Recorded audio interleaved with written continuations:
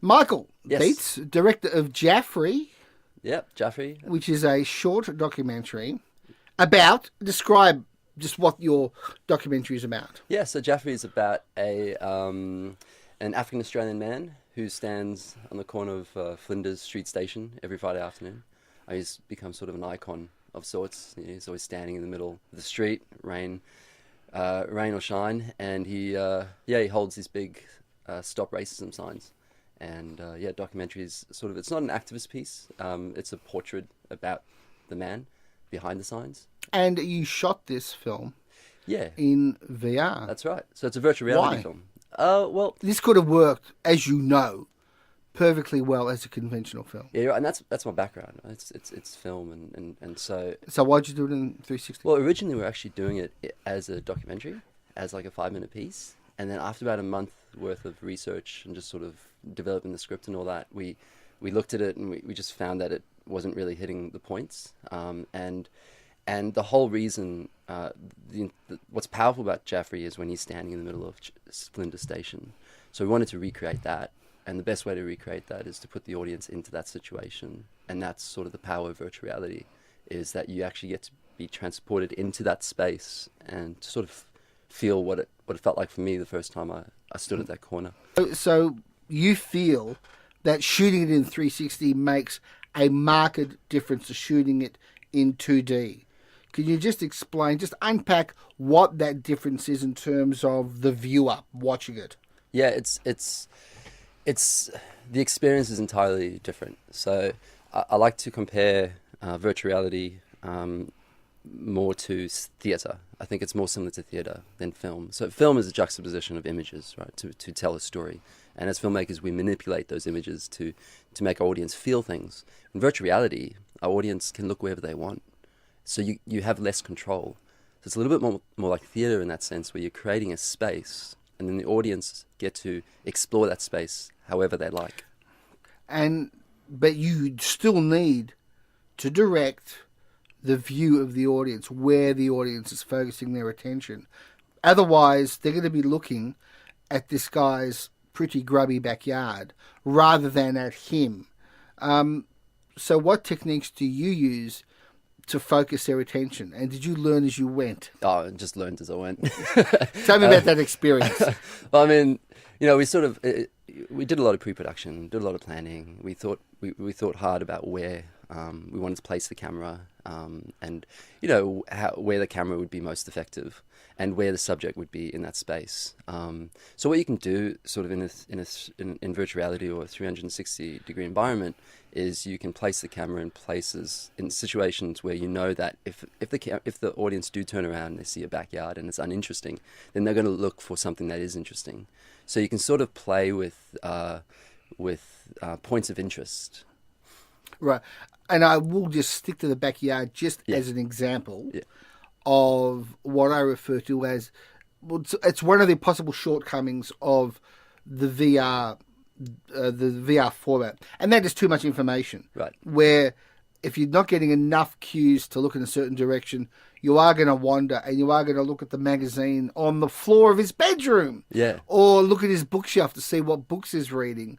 That is something that needs to be disciplined. When he's standing in the middle of the street, you can look around at the crowd and watch people come up and shake his hand. So you certainly feel like you're there. But that is a danger, isn't it? That people can end up just sort of wallowing in the environment and not on what they're meant to be looking at. I actually think that's the power of virtual reality, because you get to explore by yourself. So you mentioned that book that's in his bedroom. That book says so much about who he is. And if you turn around and you read the books that he's reading, or if you see his laundry, or if you see what he's watching on TV, all that matters to who the character is. So was that stuff planned? Or did you consider that shot in the bedroom as like an establishing shot? I will hold for a good number of seconds deliberately so people can scan the environment? Exactly. So we thought about how long we needed in that space, and then we created 3 points of interest, so that if the audience wherever they look in that 360 environment, something in that space within sort of about 100-degree sort of angle, there's always going to be something that matters to the story. So you design the shot for the 360 camera. Cool. As an example of how a director Yeah. sets up a scene as distinct from how they would with a conventional documentary, conventional shot, how they set up a scene for a 360-degree camera, because you can't be there behind the camera yelling instructions. I was hiding in the hallway. You got to leave, don't you? Yeah. So can you give us an example Sure. of that? Okay, so in the first scene in Jafri, he's sitting on his bed, and we always wanted him to sort of sit in the bed quietly. Now, if the audience don't see that, we want to make sure that everything in that 360 space matters. So what we did was we had a TV on the right-hand side where it's an interview of him. So he's watching himself on TV, and then behind you, there's an Australian flag that's blowing in with this fan sort of oscillating, and it's blowing this Australian flag. So in that 360 space, no matter where you look, there's something that matters to the story, so you don't miss anything. So if you only see that Australian flag, that matters to the story. If you only see the interview, that matters. If you only see him lying on the bed, that matters. But if you see them all together, it creates something even more powerful. So it's all these symbols that you can plant in the space, and that's all done in the sort of pre-production, in making sure that the narrative makes sense. So even though you are coming to VR from a significantly different place that Eric Darnell is coming to it, your philosophy is basically the same, that everything has to inform story, that everything in the shot has to propel a story, whether it's an animated film or a documentary, has to propel it forward the way a conventional narrative is propelled forward. Definitely. I think you just might not do it so in such a linear fashion. You want to always make sure that something in that space makes sense. And leaving things out also could be very powerful. Now, why aren't more people screaming from the rooftops about VR? Because I've seen your film, I saw Eric Darnell's film, and I saw the film from Oscar, both of his films, and I saw a few others as well. It's here. Yeah. It's amazing. It's incredible. Yeah. It's just unbelievably immersive. It's incredible stuff. Where is the tide of excitement about this? Why aren't we screaming about it more, Michael? It's here. Like, I mean, it's if you look at other places in the world, I mean, especially America, they're going nuts with it. New York Times released this app, and something like 1 million people downloaded it.